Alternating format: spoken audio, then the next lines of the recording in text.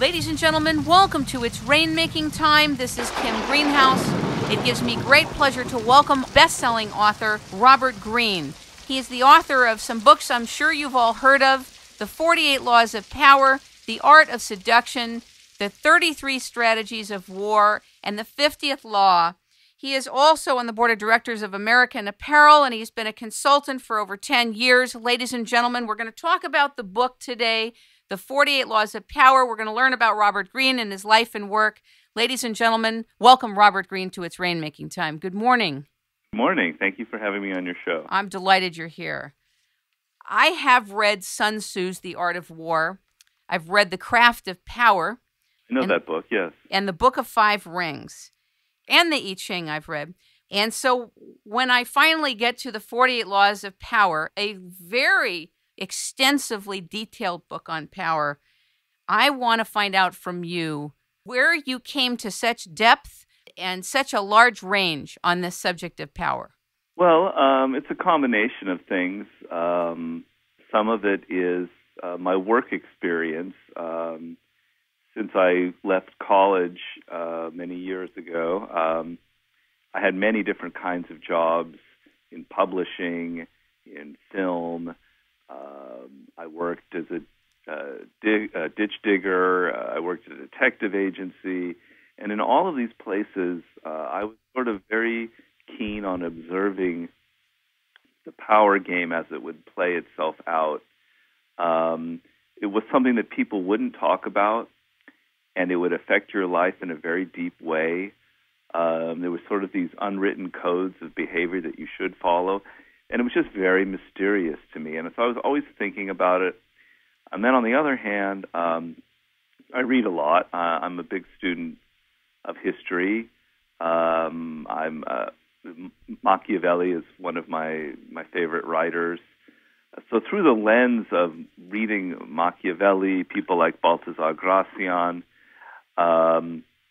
and through my experiences in the work world, I just had all of this sort of stuff that was inside of me that wanted to get out.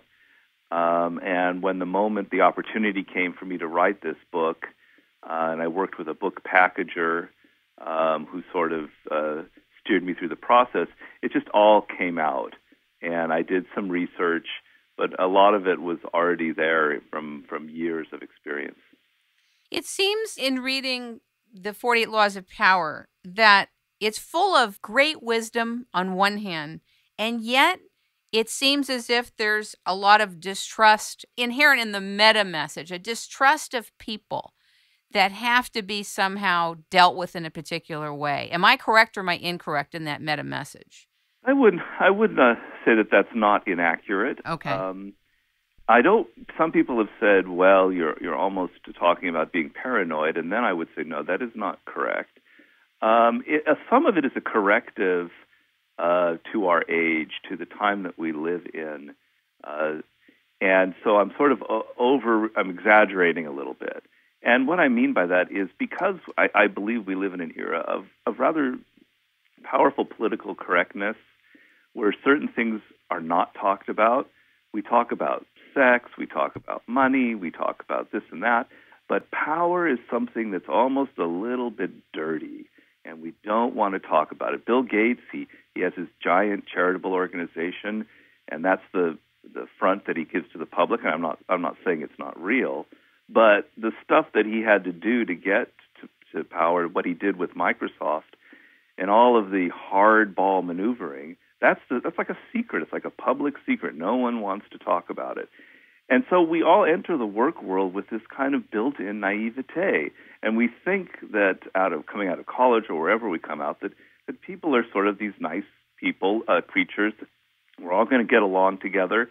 We're all on the same team trying to work to put out a book or whatever it is. And then we're sort of usually, I hear the story all over and over again, we're somewhat shocked or blindsided by the political games, the political maneuvering, and we come to realize sometimes too late, that our talent isn't enough. We have to understand people. We have to understand the political game being played. So I'm just being a little bit going to the other direction to sort of correct what I perceive as a problem that we have that I think is sort of cultural and comes from the times that we live in. The analogies that you use throughout history, like talking about Napoleon and the distinctions between Tesla and then what happened with Edison and others, are very instructive. And I don't think I've heard it before written the way you've written it about what really happened in the power realm in those situations. Very, very interesting. Are you influenced by Chinese philosophy or the Chinese paradigm or the I Ching? Very much so. I was using the I Ching since I was probably in college. I can't really remember, maybe even before, maybe even in high school. I love the I Ching. It's not just simply a book of prophecy or however you want to use it. It's filled with this amazing wisdom that goes back thousands of years. I have this belief, and it informs all of my books, that people in the past possessed a certain kind of wisdom that maybe sometimes we've lost touch with. Also, there's a sort of wealth, this treasure house of ideas that people have collected over the centuries. So sometimes these older books like the I Ching are filled with things that we've just lost touch with. And I was very much influenced by the I Ching, and I think the structure of the book maybe unconsciously reflects that. And I think I took sort of Asian philosophy plays a very large part in the book, because it's not that Asians are more amoral than we are. If people classify my books as amoral, it's just that they have a different approach at looking at life and not judging things and having a bit of distance and analyzing and seeing things through the lens of power. It's a whole tradition of that from Sun Tzu, as you mentioned. A bunch of strategists, Japanese and Chinese. So I'm very much influenced by that way of thinking. I could feel the presence of the I Ching all over the place, contextually, the feeling of it. And that's why I want to ask you that. Your book, The 48 Laws of Power, feels like a modern day, how do I say, upgrade. I've used the I Ching for 20 years, but for many people who aren't familiar with it, it's very dense, it's very obtuse, it's very hard to get. It doesn't fit within our paradigm, so a lot of people don't utilize it. Well, I think there's several things that influenced me about it. I think maybe the style that it was written in tried to get the idea of a sort of a grand authority coming through. The other thing that I love about Chinese philosophy and the I Ching is a sense that nothing is carved in stone. It gives you advice, but the advice is very circumstantial. This is what you must do in this moment, but the next moment or tomorrow you must do the complete opposite. Everything is in change, is in flux. And so nothing is set in stone, and your thinking must reflect life. You must never do the same thing twice. Depends on your circumstance. And so sometimes there are things in the I Ching that completely contradict each other, because you're not supposed to follow every hexagram. Literally, it's what comes up in the moment when you flip the coins or whatever you use. Right. So in the book, I give the idea that there are laws of power that literally contradict each other.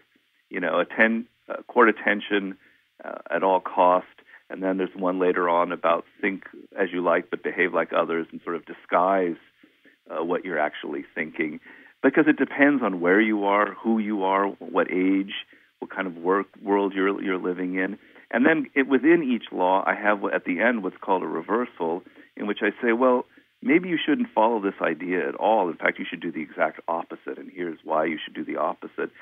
So that you freeing people up from the idea that there are formulas out there that you must literally follow in order to gain power, because there are no formulas. You have to be more sort of awake in the moment. This book reminds me of a leadership philosophy almost. Love the part about Law 23, concentrating your forces.